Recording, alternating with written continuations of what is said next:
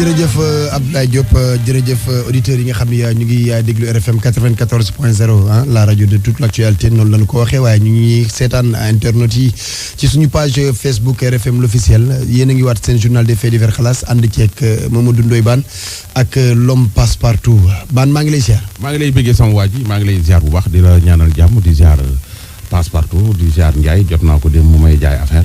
man tamit woon na ma dem maa ngi koy xaar di ma tegal lu métti ma ne ko fan yii yëpp maa ngi lay woo doo wuyu lu tax ay téléphone bi faal xam nga boo ko xawee technique yow Ndiaye tey ngaa réglé. waaw daa war a réglé. waaye tamit ah. waaw ziar ñëpp rek. ñëpp yàlla réew mi am jàmm. ñëpp am jàmm. waaw feebar bi jóge fi waaw ñëpp am ci ndam. yi fi taag continuer neex. jaajëf. Lom. Ababacar. Passepartout. siyaare naa la bu baax a baax. delloo naa la ko. di nuyu inspecteur. di siyaare auditeur xalaas yëpp. jaajëf di déglu ñëpp maa leen di nuyu di leen siyaare. di siyaare sama gars yi gën naa nuyu de waa Kaaru Fajar. waaw Kaaru Fajar sama gars yi yow ko fajar yi door ko tuwaat yi. waaye sax sa ban sa copain activiste yi. tey dégg naa ñu lañu invité woon RFM matin mais dañoo bidante de. dañoo bidante waaw. ñoom lañu invité woon. RFM matin waaw mais ñëwuñu de. yan activiste. am na kii waroon naa gendarme dañu ko woon torturé. man ki dëkk Tivaouane xaw waaw. ok dañ ko woo mu ne mu ngi doog a yeewu. waaye li ma la waxoon ku warul dara warul la foo jaar bi denti mënoo nekk ci internet bi saaga nit ñi ba fajar ñu lay invité ngeen ñëw et puis sax ki nga presse bi ñoo war a xool ñi ñuy jox micro. non micro bi moom Bane pour ñëpp la. pour ñëpp la mais dañuy xool a xool ñi ñu koy jox. ah déedéet ñëpp lañ ko war a jox mënoo fekk ay nit yu fekk amul njariñ fa ñu dëkk amul njariñ réew mi amul benn nit ñi njariñ. non amel nañ njariñ réew mi parce que dañuy wax nit ñi leen déglu. ay activiste lañ mais nañ fekk ñuy wax ñu am njariñ ban njariñ la ñu am yow ku am njariñ dina biddanti. Bane. mënoo fanaanee saaga nit ñi ci internet bi yeewul naan da ngay amoon njariñ. Bane xamoo gars yi da ngay teel a xëy. mais da nga xamul activiste bi. activité yi mu nekkoon ban heure la lan mooy activiste da ngay nekk ci ay activité activiste day nekk ci ay activité léegi lan mooy activiste. mooy ku nekk ci ay activité non ba nekkuñu ci dara activité ban façon activité. mais activité rek. man daal bëgg naa nit ku am njariñ. nañuy woo ñi am njariñ ci réew mi ñu leen di invité. waaw soo xool seetaanee Barthélémy Dias démb ci télé bi da ngay fier en tant que kii ku am njariñ la ci réew mi. dafa am njariñ man yooyu laa bëgg da ngay wax dëgg yoo xam ne kenn du ko dindi. man yooyu laa bëgg mais xëyoo gontoo amoo benn njariñ nelaw ba say kii ñu lay wooyee ñooñu kenn waru leen di invité ci ay rajo ki télé kenn waru leen a jox sax micro. Sénégal dañoo war a xool ñi ñuy jox micro yi parce que dëkk bi dafa war a dem avancé waruñu xool ñi biddanti ñu leen jox micro. mais Bane nag di fa nga xool ñëpp nga jox leen micro ku ci nekk wax sa xalaat. réew mi ñu jël xalaat yooyu mais pas les biddanti kat pas les nelawkat les dormeurs là kenn du leen jox micro. nelawkat yi waxkatu yu ñaaw yi yàqkatu der yi ñooñu kenn waru leen ñuy wax lu ñaaw moom waaw ñuy wax lu ñaaw mais ñooñu soo jëlee ñii ñuy wooyee les soi-disant activistes suñu dee 10 ñaara ci tane ñi ci des ñëpp ay waxkat. non képp ko ci dul saaga wala nga ciy wax lu ñaaw wala nga ci jàpp ni di ko xas man nag je pense que nag jàpp ni di ko xas daal moo baaxul kenn warul xas kenn forme de lutte yi war nañu xool li ñu koy defee c'est-à-dire activiste nga am nga looy kaas wala looy kaasal nga ne sénégalais nga koy kaasal mais na nga ko def dans les règles de l'art. na fekk nga am xëy d'abord supposons tey yow boo xëyee nga da ngay dem ci benn bërëb supposons quoi nga xool yoon wi nga ne da ngay déposer benn lettre soit da ngay am looy contesté wala yoon mais est-ce que jar na ngeen def groupe de personnes groupe de personnes te ñu wax ni dañu bañ loolu police woo journaliste yi c'est-à-dire loolu c'est ça le problème yow boo dem yaay woo journaliste yi maanaam samay xeex soo maa ngi xaru ji woo journaliste yi ni maa ngi xaru ji wala maa ngi xeexi wala maa ngi déposé ji passeport wala maa ngi déposé ji permis pour manifester. kon da ngay xam ni am na lu fay war a xew. yow yaa ngi dañ koy préparé man ba ñu ma xoola su la nguur gi deful lu yoon neel deful yoon su defee yoon neel def na yoon. boo àndul ci benn affaire neel ànduma ci ni nga koy defee. waaw ci ànd ci yar ak teggin ñi ngay saaga ak ñi lay kii c'est loolu ñi da ngay fekk ay doo gisee nit ñu bari dañoo toog seen ruq waxatuñu parce que saaga yi ñu nekk. non c'est que problème bi mooy Bane man li ma àndul ci réew mi ak ci réseaux sociaux yi mooy xaste ak saaga loolu moom. kenn waru ko def kenn ku bàyyi yaay ca kër. xoolal sa bopp doo xas kenn. ku bàyyi sa yaay doo saaga kenn. donc loolu rek la nit ku nekk nag. la mu loog rek lay géex de. dëgg la de. nañ waxante dëgg nit ki li mu xam rek lay def. soo xamee ay saaga da ngay xëy di suba ba saaga ba ngoon jot soo xamee lu baax ngay wax ba xëy ngoon jot man am na ay comportement yoo xam ne ak yenn wax yoo xam ne ñemewuma koo def man mi ci rajo wala ci télé samay rak damay mag ak samay rak ak samay ndijaay may taaj kas ma bam dama ñemewuma ko dëgg la ñu dem kilifa saay man damay sentir ni yaa am na ñu nekk sama ginnaaw ñoo xam ne samay rak laa wax de ak samay mag ak samay ndijaay su ma waxee benn heure ci télé ba du dootuma ko dolli dëgg la avant jàmbur yi di ñëw ñi nga xam ne ay fi ngay liggéeyee ak fi ngay liggéey non bala ngaa génn fii rek waa Assane Gueye woole bureau am yum la may ay appel Assane Gueye waaw am yum la may avant ngay lu waay wax rek léegi ndooy balaa ngay ay appel Babacar Fall ak Assane Gueye moom lu waay wax rek waaw donc war am na benn fee bu xew démb Nord Foire xam naa war nga ko yëg démb ci guddi waaw nit yi nañu moytu bu dara xewee rek ñu ñëw yuuxu génne seen téléphone benn journaliste bi ma woo en fait attaché de presse ci benn ministère am benn fee bu xew démb Nord Foire ñaari seex yoo xamante ne seen papa seen yaay dañoo divorcé seen yaay mi ngi bitim réew seen papa mi ngi fii mais xale yi souvent dañuy jig ci di dem seen maam ci benn koñ fii à Dakar dem ba commencé jël benn yoon boo xamante ne nag baaxul seen papa yónni rakkam bu jigéen pour mu jëli ay doomam parce que papa ji moo yoroon paternité wu garde paternité bi pas garde xale yi quoi bi mu demee gën a jël nag ànd ak ñaari góor benn seex bi daw benn seex bi moo ci bi oto bi bi ñu koy dàq di ko jëli waa koñ bi yëpp génn guddi filmé foofu yuuxu sàccee ba femme bi dafa mujjee tiit daw ak otom sinon ñu rey ko foofu donc yooyu naan day sàcc xale waaw day sàcc xale ñu commencé génn yuuxu sàccee filmé foofu ay vidéo yu bare fekk seen bàjjan la te seen papa moo leen yónni na taxaw wax ko finalement mais foofu duñ la may foo waxee dañuy ñëw yuuxu dafa nañ ko fi benn mu fii nii dañ ko dóor ba kanam gi ñu doo ko xam ne ay ñesam bàyyi dóore nag kenn warul dóore c'est que tamit yi dóore ak yuuxu lañu war a bàyyi nañ moytu yooyu gaaw ci dóore acca fi ñu tolloon démb Ousmane Diop mi ngi toj na Sénégal avant ñu koy jàpp toj na li ngi jot nga ci li ma jot démb déglul mais ñu yónnee ko quand même reeram pour mu bañ a am ay ñaaw njott di daw wala loolu man ma def tout ba mu toog foofu ma def nag ci plan bi ma ne leen waa ma ne ko waa oto bi ñëw na mu ne ma oto bi ñëwul de sa xarit bi ku bëgg yëfu jàmbur la ak Jean Vissé man tamit ma jàppali ko ne ko sama xarit bi kay kii kay moom dina ma dégg suba mais fekk ñun plan bi yëpp ñun ñoo ko doxaloon ma won ko ni ko man maa ngi côté wam daal ba ma defee noonu ba ñu rassuré ni que mu ngi ci kër gi mu ngi toog dootul génnati daal man daal ma contacté sama sœur yi ñoom ñu def seen plan dem gendarmerie noonu lañ ko jàppee mais waa ji daal après bañ ko jàppee gis naa ni dafa copier samay caabi kër copier na samay caabi kër te loolu nag moom vraiment jaaxal na ma waaw jaaxal na ma lool parce que caabi kër yi sama gardien moo ko yor ak man keneen yoru ko xaw ma nag nan la def ba copier sama caabi kër te bu fekkee nag dañ ko nar a bàyyi ci ay fan ay 2 mois ay ci koo xam ne day mel ni yàgg na ci mbir yi daal loolu de ñun duñu rassuré ñun ñii jigéen yi nga xam ne dañuy daan suñu doole di def jub parce que lii nag sama bakken laa ko teg dama ko ñàkk waaw fukki at may liggéey di liggéey lu ma am dajale tabax sama kër bu mel nii di ci bëgg a liggéey pour mën a teral sama yaay ëllëg waa ju mel nii jógee fële xaw ma fu mu jógee ñëw rek bëggoon nar a vider sama kër gi nii ma xaalis daal la jël ak samay jour de location ak ñi mu ameel xaalis yore na ma xaalis yore na ma annulé noo ma ay daf ma annulé loo ay réservation yu bare juróomi at sax day tuuti 10 ans ku mel ni kii ay 10 ans lañ ko nar a tëj parce que dafa ciblé ay jigéen di ko def 10 ans lañ ko nar a tëj nga xam ne bu dee mag la bu génnee xanaa du amati jot pour defati loolu. maa ngi fàtte mu ngi def ordre de virement bu def 29000 euros léegi 29000 euros boobu nag dafa détaillé woon ni que moom daf ci am 800 euros man naa ko yóndee daal su ma jotee virement bi mën na ko waa baax na léegi ba ma yóndee affaire bi rek 2 jours la ci teg.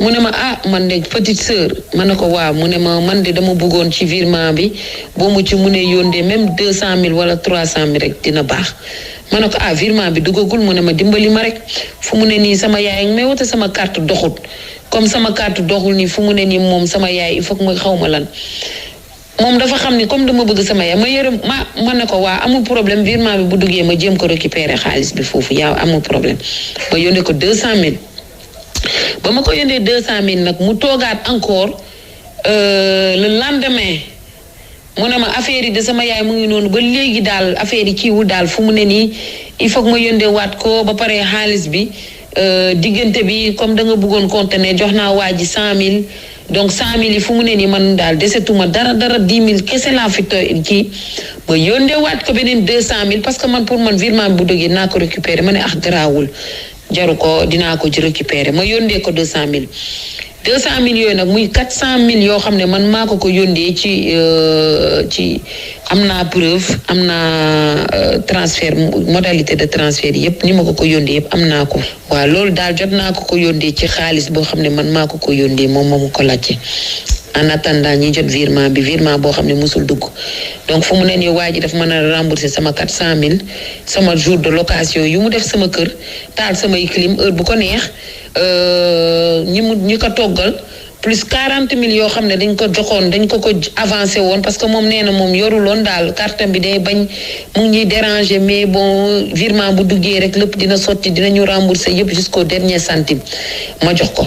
loolu yëpp 40,000 ma avancé ko loolu lañ ko dugalee defaral ko yëpp waaw waa ji daal daanaka ba mu duggee ci kër gi fayul dërëm joxewul dara te mu ngi doon lekk di naan di kii moo ñu amel daal xaalisu location xaalisu oto bi xaalisu chauffeur bi xaalisu toggkat bi ak 40,000 yu ñu ko jënd nduggalee plus sama 400,000 yi loolu daal la ma am.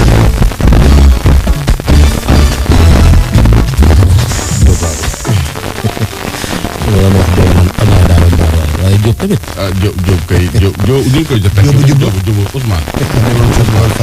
Ousmane yow Diop day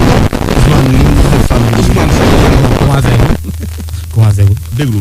heureusement sax sama sœur bi moom ba ma ko doon ba ma nee waa ji man de wóoluwuma ko mu ne moom day am fu muy renseigner mu woo waa Passepartout ñooñu yónnee ko pièce d'identité bi. bañ ko yónnee pièce d'identité bi ba mu ko expliqué li ma ne ko mbaa dinañ jot suñu xaalis ba mu ko expliqué loolu yëpp di ñaaw njott di calculer rek moom mu ne ba mu contacté waa Passepartout nag waa Passepartout ñoom ñu yónnee ko pièce d'identité waa ji bañ ko yónnee pièce d'identité waa ji ne ko est-ce que kii la ci la ma yónnee pièce d'identité bi mu ne ma est-ce que kii la ma ne ko kii la kay foo jëlee lii mu ne ma Passepartout la ko jëlee ne ko laay moom la après ci laa nekk nag xoolal dem ci internet bi di xool pièce d'identité tubaab yi ma yóndee woon yëpp ma gis leen foofu ci internet bi ci Google bi ma gis même chose yu ma yóndee ne ay doomam lañu yëpp ma gis photo yëpp ci internet bi ma commencé fii laa commencé yuuxu nag ma ne laay waa Passepartout daal bu duloon ñoom ñu doon vérifier loolu ñun duñu doon xam ne que waa ji amoon nañu ay doute mais ñun tamit dañu bëggoon xaar ba lundi maanaam ba tey lundi nii le 31 nii ñu dooroon mën a réagir mais bu dul woon Passepartout ñooñu ne kii de ngandi mu arnaqueur la am na ñu bëri ñu mu ko def ñun ci la ñu door a jóg ba ñu waxee loolu rek ci la ñu door a jóg gaaw dem gendarmerie noonu daal la fa demee daal après waa gendarmerie ñu jël ñu dem ak sama sœur yi ba ci sama kër après ci lañ ko arrêté. buñ ko arrêté nag ba léegi nag ñu defeere ko j'espère que dina fa yàgg ndaxte kii bu fa yàggul moom bu génnaatee dina ko def ñeneen. déggal Pape bi. dafa métti nag.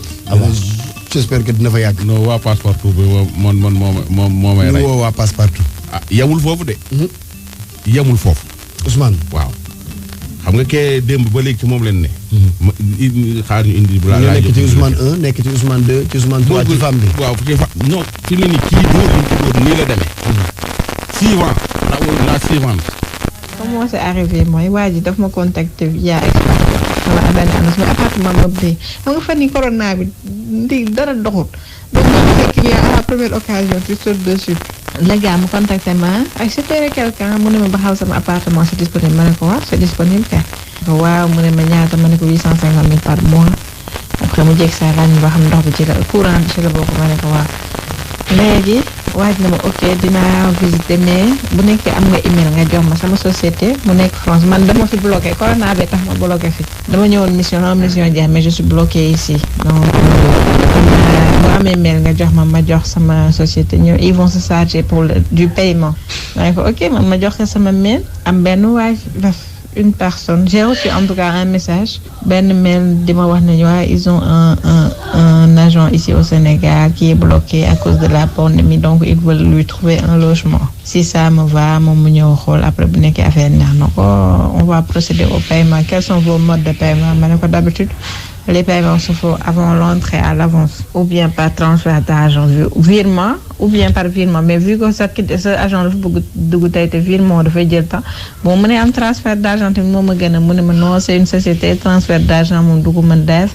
ce qu'il peut faire c'est def une demande de virement urgente su ko defee 3 à 4 jours ma jot sama xaalis mu ne ko ok on part sur un virement urgent alors ma jox ko sama numéro de compte et tout waa ji yónnee ma benn ordre de virement nekkati ja ordre de après ma jot ordre de virement ne ko ok bien reçu léegi waa ji dugg léegi ñu toogaat 2 jours après mu ne ma waa ji finalement xam nga SAR la wax la ñuy liggéey SAR dañu soxla xawma installation lan donc vu que le gars est sur place il pourra faire ça donc ils vont prolonger sur 2 mois léegi mu ne ma 2e mois bi je vais te faire ça un transfert mardi nga jot ci ma ne ko ok da nga koy def turu jàll jox ko turu jàll ak numéro bi léegi après muy waxaat ñu waa ji ñëwaat même ki mi tubaab bi may bind mail ne ma léegi comme que man dama war a yónnee le gars ki au Sénégal xaalis au lieu may def 2 transferts léegi naa ko yónnee xaalis moom bu jëlee bosam jox la sa bos ma ne ko ok léegi man ma toogee après quelques jours après ma ne waa ji comme que moom SAR lay liggéeyee ma ne ko bu nekkee am na ay connaissances ku soxla thermoflash xam nga tamit suñu thermoflash yi demul affaire yi fan dafa taxaw ma ne ko ku bu amee ku soxla thermoflash quoi ñun on en a moo wax ma itu ñaata nga jaay moo wax ko mu ne ma ok mu toogaat ba si yàgg ne wax na ko am na ko soxla na 5 ma ne ko ah ok loolu neex na de léegi mu toogaat ba si yàgg ne ma am na ko soxla 3 muy 8 ma ne ko ah ok ma ne ko léegi naa ko yónnee suba léegi bu ñu boolee li ma waroon joxe mën na 1 million 600 dafa mu après mu ne ma soxla waat na yeneen 10 thermoflash mais 10 yooyu demul am ñu ma jàll boole pour ma war leen jox xaalis xam nga acte bi gars yi di ma mettre la pression c'était compliqué vendredi bi ma message ko ne ko bu ñu bisee na ma def signe rek ouvrier yaa ngi may taxaw 14h laa ko ay 17h ma message ko ne ko mbaa fàttewu mu ne ma noonu mu ngi ci yoon bouchon yee ko tey ba 19h 20h ma koy woo jotuma waa ji ma koy woo jotuma ko message bi ma ko mujjee yónnee ba tey jii nii message bi yeggul gisuma waa ji dégguma waa ji ma ne waa yow lii man sama jàmm la ma koy woo jotuma ko ma koy woo jour boobu ki ma waroon jox xaalis sax dafa mujj ñëw fii si kër gi léegi ma ne waa man c'est comment sama xel commencé ñaaw mais xel bi sama beneen xel bi bañ nag ne mënul nekk triant quoi léegi ma xool le samedi tamit ma woote ba sonn jotuma ko ci fajar ji ma message bi ne ko man je m'inquiète pour vous depuis dem maa ngi lay jéem a jot mais mënuma la jot tontuwuma léegi le même vendredi xam nga jeudi férié au vendredi fekk woo naa gestionnaire de compte ak ba ma xaalis bi virement bi jot na si mu ne ma déedéet jotu si léegi ma message waa ji yi ma doon mail ma ne ko man jotuma sama virement est-ce que mën na vérifier par ak banque am tontuwuma ma message ak beneen message ne ko est-ce que man maa ngi jéem a jot seen agent bi nekk fii est-ce que mën na ko contacter man mënuma ko jot waa ji tontuwuma yow bañ nii man fekk je lui avais demandé vous êtes dans quoi mu ne ma dans le pétrole que lui il est un physicien il était en mission à Thiès et comme que affaire dafa jeex il est bloqué à Dakar donc il cherche un logement calme. kee tontuwuma waa ji mënatuma ko jot waaw bi ma duggee ci internet bi xool Alpaweb c'est une société qui existe bel et bien mais c'est une société de construction site en ligne lay ci société boobu di defar benn gars na mu nekk France moo wax ko ci société bi et tout kooku daal xëy moo ñu wala mataan ni nañu société boobu ça existe mais ils n'ont pas de agent bu tudd Ousmane Diop et ils n'ont même pas de compte à la BNP Paribas mooy BICIS amuñ fa compte parce que ordre de virement bi ma envoyé woon banque BICIS la mataar xaw ma lu fan yi yëpp nekk ma je te jure fan yi surtout tey jii nag waa ji bi mu woote waxloo 7 heures damaa ne poccet jóg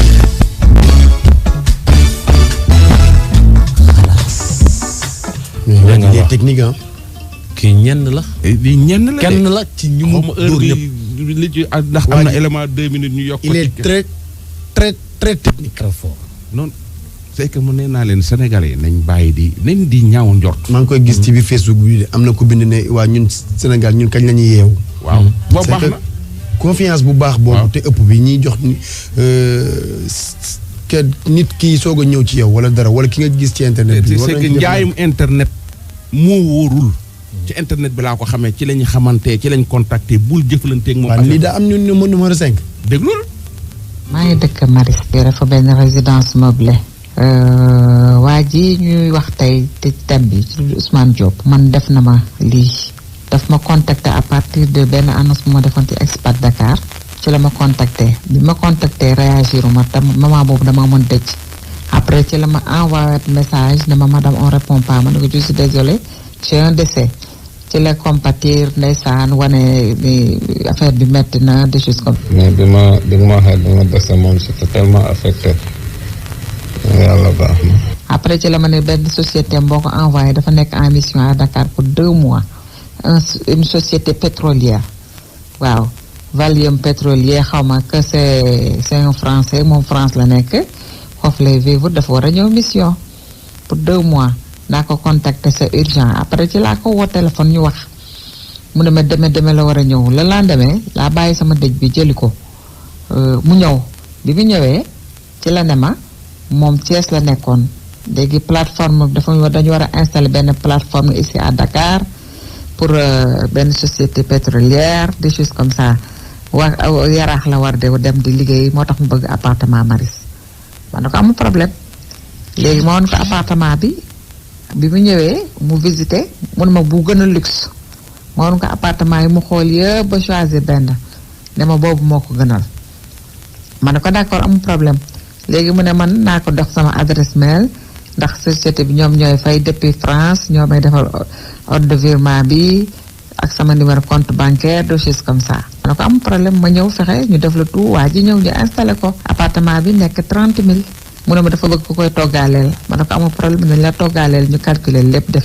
ci la ma ne encore dafa soxla oto ak chauffeur ba ko yóbbu tous les jours ma ne ko man de sama oto mi ngi fi sama doom bi moo koy dawal mu ne ma léegi kon le temps que man dama waroon a louer oto di fay 30 000 jours société bi ñoo koy fay ay tubaab lañ am nañ xaalis kon bàyyi rek sa oto bi di ma yóbbu ak sa doom bi comme ça xaalis boobu ñu boole ko ci frais logement bi ak lekk bi ñu boole lépp def mu ne il est là pour 2 mois ñu def lépp bi ci defee loolu man ma nekk sama dëju la lendemain le surlendemain mu ne man envoyé na message ñooñu dinañ ma envoyé message sama boîte mail screen naa sax échange yi ñu def yëpp banque Paribas bu Paris ak seen cachet ak lépp ñu envoyé ma message comme quoi que ñoo ko envoyé en mission waa ji nekk fa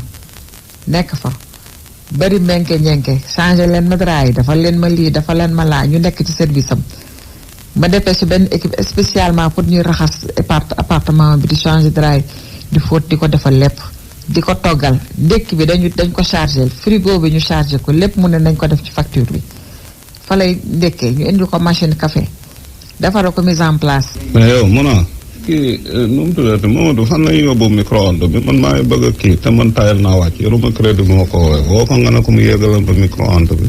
añ bi ñu tibbal ko reer noonu.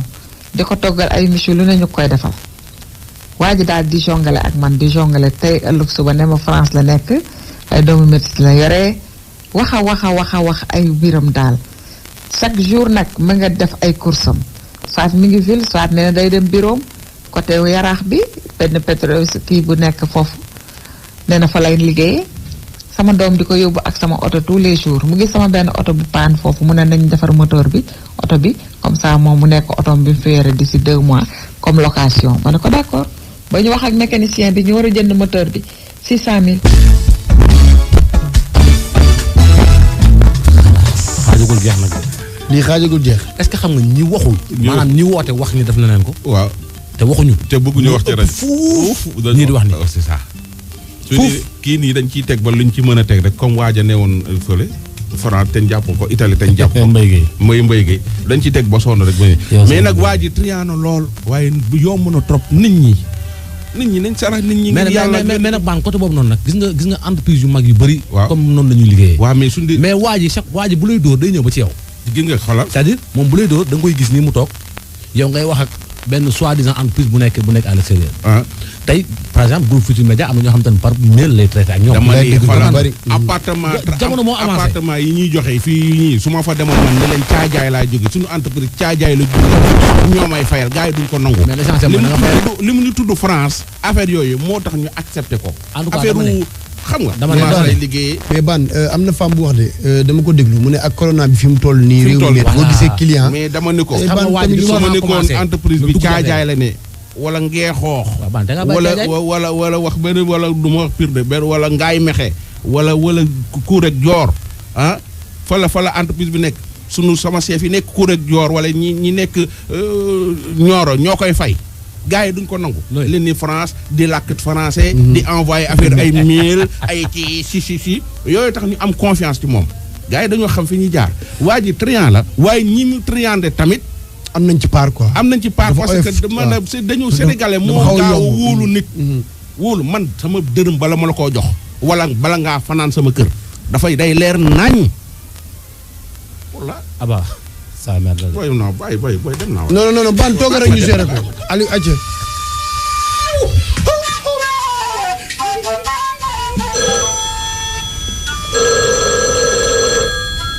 Président de la République, représentant ci Cour européenne, collaboration Dakar, zone de Victoire, représentant de la République, ak ci palais de la République, mu résidence du président de la République bi nga xam ne mooy demeure historique située dans le quartier Dakar Plateau, capitale du Sénégal, construit en 1902. Oui, son école ba xaw naa yàgg mu nekk la résidence officielle du gouverneur général de l'Afrique occidentale AOF. Léopold Sédar Senghor jaar fi 1964 Abdou Diouf 82 Abdoulaye 2012 Macky Sall depuis 2012 mu ñam fi ñamaat fi ñu xaaral ba xam kii woote ba ko jot président de la République kooku kan la war a doon ak fan lay woote. Salaamaaleykum. Oui, bonjour. Oui, bonjour. Monsieur, ça va bien? Ça va bien, merci. Alhamdulillah. Bien, merci. Je suis au palais présidentiel. Tu es en direct près de la cuisine. Ok, d'accord, président. Ok, monsieur le président est là. Non, le président est un peu occupé. Ah, ok. Il n'est même pas un peu occupé, il est occupé. Il est occupé. Oui. Ok, d'accord. Est-ce que maintenant, pour me waxal ma ko li nga xam te ne mooy monsieur. Oui. Moi, je suis son messager. Ah, vous êtes son messager. Je suis le messager du président de la République. Ok, donc tu es son bras droit. Non, le bras droit. Ok, d'accord. Voilà, je suis le messager. Ah, le messager. Oui. Ah, d'accord. D'accord. Voilà, dafa am li ma ko bëgg a wax mooy bu amee tuuti seetlu ci réew mi li nga xam te ne moo fi xew léegi c'est inadmissible ah. lan moo fi xew. est-ce que boo amee taxaw seetlu tuuti déjà rayante bi c'est trop te jam à gauche pistolet à droite violation à gauche ah vraiment c'est inadmissible ah. waaw léegi yow loolu loo ci bëgg a wax yow. li ma ci bëgg a wax mooy que maanaam yow bi nga ci defee taxaw seetlu. bon moi je suis un psychologue. tu es un. psychologue. Oui. lan mooy psychologue. est-ce que mooy ñi nga xamante ni ñooy faj borom xel yi nga xamante ni matul. ñi nga xam ne dañoo am problème yi bopp. ñi nga xamante ni dañoo am problème yi xadax. ñi nga xamante ni mënuñoo téye seen bu ñu meree sax mënuñoo joxe seen bopp. waaw léegi lan nga gis yow ci maanaam. rayante gu metti geer. xeexante bi jamante beeg. voilà jëkkër ak jabar yi xeex bay rayanteeg wala ñuy xaroog yooyu yow lan nga gis yow. voilà li ma bëgg mooy président bu ñëwee ne ko. il faut que ñu renforcer psychologue yi. ñu mën di dugg ci kër yi benn par benn ñuy saytu ñi nga xamante ni ñoo def ci biir kër yi parce que rayante bi c'est trop da ngay gis jëkkër ju rey jabaram da ngay gis parent bu rey doomam rey jabaram reyaale boppam gu jógee foofu am na coo xamante ni seen xelu saay-saay la ñu wax c'est trop ça xelu saay-saay dañ lay fekk bu ñu gisee sa portrait ata ñooñu ñëw ba ci yow violé la sans problème parce que seen xel moo ko attanul gis nga monsieur dof dafa bëri ay façon am na ci ñoo xamante ni seen dof ci sol ay sagar la affaire yooyu mais am na ci ñoo xam ne seen dof mënut a gérer plaisir bu ñu gisee pooj mën nañ la song directement yëg sa kaw parce que seen dof foofu la nekk ah. waaw léegi lan mooy ndey di dox di wanay pooj. non t'as pas compris yow comprendre parce que vous savez yow mën nga gis xale bu ndaw boo xamante ni 7 ans 6 ans la yam mën na sol jupe mën na sol mini parce que xale boobu yëglu xale la ah mais am na yoo xam ne bu ñu ko séenee ils n'hésiteront même pas à aller sur elle duñ hésiter même pas de song ko te loolu xel bu batul moo koy def moo tax alors dans ce cas monsieur le président il faut que mu dooleel ñi nga xamante ne psychologue yi dooleel ñi nga xamante ne psychiatre yi ñu mën di saytu population bi parce que trop c'est trop. et pourquoi pas yéen psychologue yi ngeen def ay conférence def ay séminaire waxtaan ak nit ñi. mais on fait tout le temps on fait des conférences. fan ngeen koy defee. mais dans les universités. yan université. on les fait dans les collèges dans les écoles on les fait même dans les centres culturels yow foo nekk ndax la ci biir xale bi kay foog ñu sortee pas ku leen di expliquer. La lecture du communiqué 185 du ministère de la Santé et de l'Action sociale de ce mercredi 2 septembre 2020. Le ministère de la Santé et de l'Action sociale a reçu les résultats des examens virologiques ci-après.